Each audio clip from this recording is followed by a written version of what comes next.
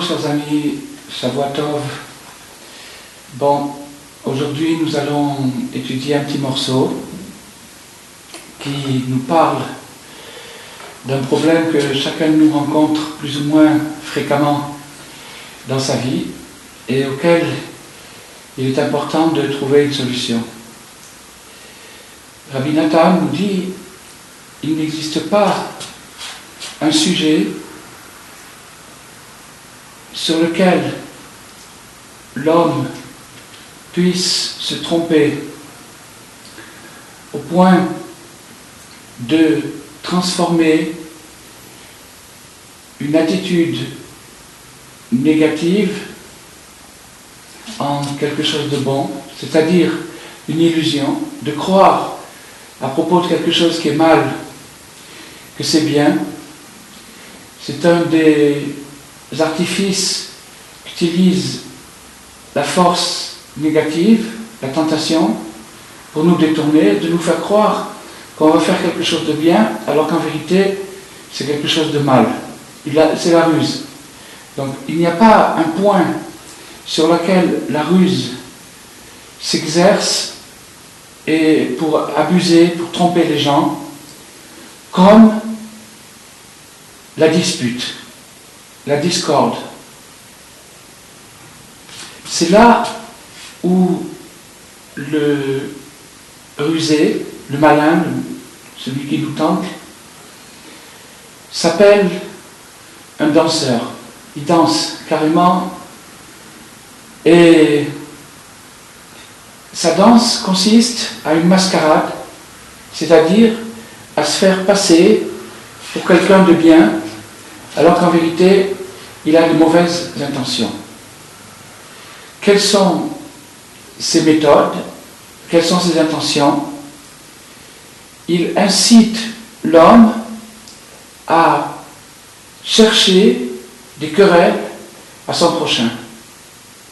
Son prochain, ça peut être son voisin, ça peut être quelqu'un, un collègue du travail, ça peut être un concurrent, ça peut être quelqu'un qu'on rencontre de temps en temps, ça peut être quelqu'un de plus proche, quelqu'un de notre famille, ça peut être sa propre épouse, ou son propre mari, ou ses enfants, ou ses parents, c'est-à-dire les gens à qui on a affaire.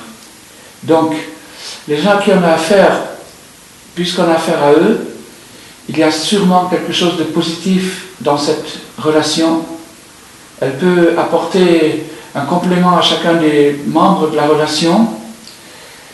Et le mauvais côté, qui n'est pas intéressé du tout à nous voir progresser, à nous voir se compléter, va introduire en nous un mauvais esprit. Mais ce mauvais esprit, au lieu de le manifester directement en lui disant va lui chercher des histoires, cherche-lui des complications, fais-lui, embête-le, au lieu de nous inciter directement comme ça, au contraire, il va se déguiser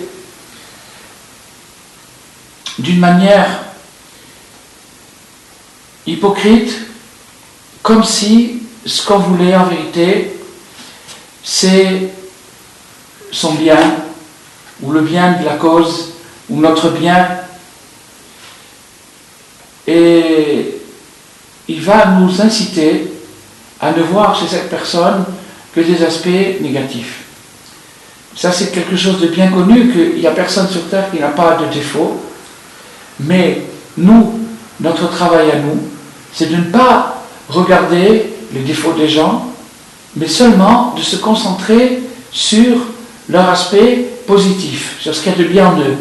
De les juger du bon côté, c'est une obligation. D'après la Torah, c'est un devoir de juger les gens favorablement, c'est-à-dire que dans un cas où il y a un doute, ou dans un cas où c'est un doute un peu, disons, c'est presque sûr, mais quand même il reste encore un petit doute, on a toujours l'obligation, d'après la Torah, de rétablir les choses dans le bon sens, c'est-à-dire de laisser à la personne son bénéfice du doute et de ne pas lui chercher d'histoire sur un doute. Alors, même si c'est pas un doute, c'est une certitude. On a vu quelqu'un qui a fait quelque chose de mauvais. La Torah nous a dit, tu dois le réprimander, tu dois lui faire la remarque. Si tu vois quelqu'un qui fait quelque chose de faux, de mauvais, tu dois aller lui dire, tu sais, c'est pas comme ça qu'il faut se comporter, mais il est interdit, pour faire cette remarque, de lui faire honte. C'est pour ça que la Torah nous dit, tu réprimanderas ton prochain, mais tu ne porteras pas à cause de lui une faute. Quelle est cette faute? La faute de lui faire honte. C'est pas parce qu'il y a un devoir de le réprimander que ça m'autorise à lui faire honte, à lui parler sans délicatesse, sans tact, et à lui faire du mal, à le blesser. Alors, c'est pour ça que la Gemara nous dit, je me demande s'il existe de nos jours quelqu'un qui est capable de faire une réprimande, un reproche à quelqu'un. Et Rashi nous dit, Rashi commente cette Gemara en disant, est-ce qu'il existe quelqu'un capable de faire une remarque à quelqu'un sans le vexer? Est-ce que c'est possible une chose pareille? C'est très très rare. Donc, si c'est très rare, ça veut dire que ce commandement de faire des réprimandes et des remarques, il est très difficile à accomplir.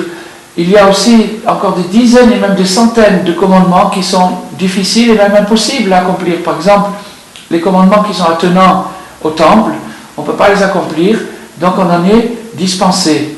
Les commandements qu'on ne peut pas accomplir, si quelqu'un par exemple se trouve dans une situation où il n'a pas de mezouza, où il n'a pas de tefillin, où il n'a pas de bougie pour Shabbat, ben, s'il ne peut pas, il ne peut pas. Il est dispensé parce qu'il est dans une situation où il ne peut pas. Maintenant, si quelqu'un se trouve face à une autre personne qui ne se conduit pas d'une manière correcte et qu'il a donc à ce moment-là, théoriquement, le devoir de lui faire une remarque. Mais s'il peut pas, s'il sait qu'il va s'énerver, en lui faisant la remarque, il va se chauffer, il va s'énerver, alors, du coup, il est dispensé, ou il doit se calmer, ou il doit trouver un moyen de le dire gentiment, et s'il n'est pas capable de le dire gentiment, d'après la loi, d'après la halakha, il est dispensé, il n'a pas à faire de remarques. S'il n'est pas capable de les faire gentiment, ça veut dire d'une manière qui ne va pas vexer, parce qu'il peut le faire aussi très poliment, et avec beaucoup d'élégance, et obséquieux, mais au fond de lui-même, il y a un poison, une méchanceté qui transparaît et qui vexe encore plus profondément l'interlocuteur. Donc il faut que ça soit sincère, il faut que ça soit vrai. Si tu veux faire des remarques aux autres, fais-les gentiment. Gentiment, avec douceur, avec affection, et surtout en faisant passer un message de positif, d'espoir. Message d'espoir, ça veut dire, je compte sur toi, je sais que tu peux t'améliorer. Je sais que tu peux te renouveler, je sais que tu peux faire bien. J'en suis persuadé, c'est pour ça que je me permets de te faire cette remarque, parce que je suis sûr et certain, que tu peux faire bien et que c'est par erreur que tu as fait ça. Mais ça, c'est pas une comédie. On ne peut pas faire semblant de cette chose-là. Parce que si on fait semblant, encore une fois, c'est une grande hypocrisie et ça n'aide à rien. La personne va être vexée au fond d'elle-même. Elle dit, en plus, il se moque de moi. Ça ne marche pas. Pour que ça marche vraiment, il faut que ça soit sincère. Et pour que ça soit sincère, il faut vraiment y croire. C'est-à-dire croire en l'homme, croire en la personne. Croire qu'elle peut évoluer, qu'elle peut changer et qu'elle n'est pas condamnée à rester toute sa vie dans cette situation. Alors maintenant, il y a quelque chose d'extraordinaire.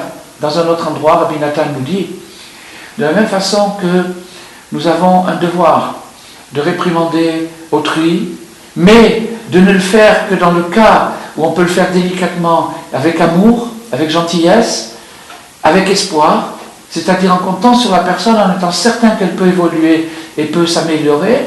De la même façon, il est connu que chacun de nous s'adresse des reproches à lui-même. Constamment, il vit 24 heures sur 24 avec lui-même et il s'adresse des reproches. Il n'est pas content de son comportement, il n'est pas content de sa façon de penser, de sa façon d'agir, etc., qui peuvent aller jusqu'à d'énormes complexes de culpabilité. Il se sent coupable, il se sent accablé par lui-même. Alors, ici, il y a vraiment quelque chose de révolutionnaire que Rabbi Nathan a innové au nom de Rabbi Nachman, c'est que même quand tu te fais des reproches à toi-même, fais-les gentiment. Ne te maltraite pas, ne te fais pas du mal à toi-même. Ne cherche pas à t'angoisser, Ne cherche pas à t'oppresser, ne cherche pas à chercher à t'accabler. C'est pas ça du tout le but, parce que avec ça, qu'est-ce que tu vas obtenir? L'effet contraire.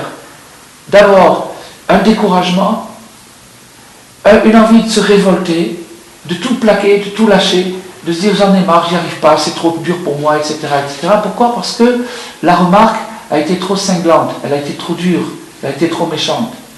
Alors, Rabbi Nathan nous dit, quand tu vas te faire des remarques, fais-les gentiment. Qu'est-ce que ça veut dire gentiment? Ça veut dire d'une manière positive, d'une manière d'espérance. C'est-à-dire, je sais que tu peux faire mieux, je te connais, tu caches ton jeu, tu es beaucoup mieux que ce que tu en as l'air. À soi-même, on doit se dire ça, et on doit le dire aux autres aussi. Et une personne qui l'exerce avec lui-même pourra plus facilement l'exercer avec les autres. Tandis que quelqu'un qui se massacre constamment et qui se fait des reproches et de la culpabilité à longueur d'année, celui-là, il n'aura pas pitié sur quelqu'un d'autre, sur sa pauvre épouse ou sur ses enfants. Il les embêtera tout le temps, sans arrêt, il leur cherchera des querelles et des défauts. Rabbi Nachman est venu pour nous guérir de toutes ces maladies de l'exil. Ces maladies de l'exil, on les traîne par des siècles et des siècles d'influence du moralisme, de toutes sortes de tendances moralistes qui ne sont pas du tout l'esprit de la Torah. L'esprit de la Torah, c'est un esprit prophétique. L'esprit prophétique consiste à voir plus le virtuel que l'actuel. L'actuel n'est que passager. Le temps passe, il passe comme une illusion. Mais le virtuel, c'est-à-dire l'immense potentiel qui se trouve dans le cosmos, dans le monde, c'est quelque chose qui un jour va nous surprendre par des merveilles. La même chose pour l'homme. L'homme virtuel, l'homme possible, potentiel, qui existe en chacun de nous, et qui pourrait développer quelque chose de fabuleux, quelque chose d'extraordinaire, c'est ça que les prophètes nous invitent à voir et à regarder. Et alors à ce moment-là, on ne se laissera pas rouler par soi-même, de s'imaginer que c'est une bonne action de chercher des noix aux gens, de les embêter, de les persécuter, même quand il s'agit de les réprimander. Parce qu'on se rendra compte que ce qu'il faut, c'est donner aux gens confiance et espoir. C'est un chant nouveau, le chant du renouveau, c'est-à-dire je chante à la personne sa beauté potentielle, intérieure, virtuelle, ce qu'elle peut devenir. Je vois, je capte, on peut le voir, tout le monde peut y arriver. Il suffit de fréquenter l'école de Rabbi Nachman. Quand on fréquente cette école, on se rend compte, on voit la beauté des gens, on voit le potentiel, on voit ce qu'il y a en puissance chez les gens, et qui est juste en leur rappelant, en leur disant, se réveille. Pour terminer, une petite histoire. Quand la Gemara nous dit, je me demande, c'est Rabbi Akiva, au nom de Rabbi Akiva, je me demande s'il existe dans cette génération quelqu'un qui soit capable de faire des remarques. En vérité, Rabbi Akiva, qui était très humble, très modeste, voulait sous-entendre que s'il en existe un, c'est lui. Mais il ne pouvait pas le dire ouvertement à cause de sa modestie, et donc il l'a fait sous-entendre sans le dire ouvertement. D'où on sait ça? On le sait d'une histoire très très belle. Il y avait une fois, à l'époque de Rabbi Akiva, un autre rabbi, un des collègues de Rabbi Akiva, pas moins grand, qui s'appelait Rabbi Tarfon. Rabbi Tarfon, à part d'être un des géants du Talmud, était aussi un très grand riche. Il avait énormément d'argent. Il habitait dans un village peut-être de Galilée, et il était bien sûr le plus riche, et il était immensément riche. Et Rabbi Akiva s'était rendu compte que, d'après le calcul entre la fortune colossale de Rabbi Tarfon et la situation des pauvres qui habitaient dans sa région, il y avait un petit décalage. Ça veut dire quoi en termes plus simples? Ça veut dire que Rabbi Tarfon ne distribuait pas suffisamment de dons aux pauvres. Il ne donnait pas suffisamment de sa fortune, c'est une obligation de justice de répartir les biens et donc de donner une partie de sa fortune à ceux qui sont défavorisés.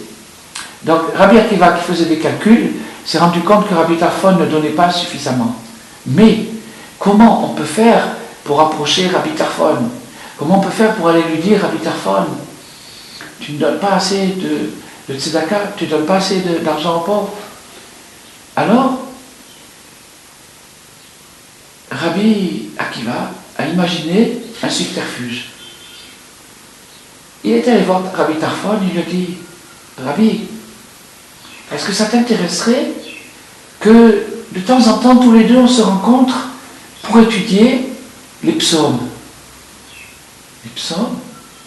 En général, quand les gens étudient ensemble, ils font un morceau de Gemara, de la Mishnah, peut-être du Chumash, ils font quelque chose, c'est ça, c'est ce qu'on est habitué de la Kabbalah. Mais les psaumes, c'est très rare. Alors l'idée lui a tellement plu, elle était tellement sympathique, surtout que Rabbi Akiva était un grand expert dans les psaumes et dans la méditation. Les 40 ans pendant lesquels il était berger, il ne les a pas passés seulement à jouer du pipeau, il a aussi médité profondément. C'était un homme très très très proche de Dieu, seulement il lui manquait la connaissance de la Torah orale. Donc Rabbi Akiva, qui était si fort que ça et qui maintenant a acquis la connaissance de la Torah orale et qui propose à Rabbi Tarfon une séance régulière d'études dans le psaume, c'est intéressant, et donc ils se sont mis à faire cette séance. Ils ont fait cette séance, ça a duré. Vous pensez bien que des gens comme ça, quand ils prennent un verset, ils peuvent rester des mois et des mois sur un verset, le décortiquer, l'approfondir, trouver des secrets, trouver des mystères, des analogies, des symboles. Bref, ça a duré longtemps. Jusqu'au jour où ils sont arrivés à un verset qui dit « Il a une immense fortune dans sa maison et sa justice reste là ». Mais sa justice, on peut le dire, sa justice, on peut dire aussi la tzedaka, c'est-à-dire le fait de donner aux autres. Une allusion pour dire il a beaucoup d'argent, mais qu'est-ce qui se passe avec les dons des pauvres? Cette allusion était si fine, si délicate et si discrète que Rabbi Tarfon l'a quand même capté, mais il l'a capté avec satisfaction. Il ne s'en est pas vexé, il ne s'en est pas offusqué, il a compris, il a décanté, il a reçu le message, il a décanté gentiment, il l'a accroché sur le verset, et il a vu qu'il y avait chez lui un potentiel économique inexploité. Il a une fortune qui n'est pas utilisée comme elle devrait l'être. Il a pris Rabbi Akiva et il l'a embrassé. Il a dit « Merci, mon maître. Tu m'as appris quelque chose. Tu m'as aidé à devenir meilleur. » C'est dans ce sens-là que Rabbi Nachman nous invite à faire des remarques aux gens avec une délicatesse, avec beaucoup de patience, en remettant à demain si aujourd'hui je suis fatigué, ou si je suis un peu énervé, ou si l'autre n'est pas réceptif. Vous savez qu'il y a des signes qui s'appellent le langage du corps. Quand les gens sont comme ça, quand ils sont recroquevillés, c'est pas le moment de leur parler. Quand ils ont une tension sur le visage, c'est pas le moment, ils sont pas ouverts, ils sont pas réceptifs. Attendons le moment venu, et à ce moment-là, on pourra faire passer le message enveloppé dans une parabole, dans une image, dans une blague, dans quelque chose qui va ouvrir leur cœur et surtout leur faire passer le message du chant nouveau. Le message du chant nouveau, ça veut dire tu es capable de te renouveler intégralement à la seconde. Tu n'es pas condamné. Tu n'es pas obligé de rester toute ta vie tel que tu es. Voilà. C'était ça, le message d'aujourd'hui, qui peut nous sauver de beaucoup de déconvenues, surtout quand Rabbi Nathan nous explique ici que la pire des choses, c'est la dispute, la discorde, la querelle. C'est ça qui empêche le temple d'être reconstruit. C'est ça qui empêche la rédemption. Donc chaque pas vers la paix, chaque pas vers l'harmonie va faire anticiper, va rapprocher la rédemption, et c'est ce que nous souhaitons. Voilà, à bientôt.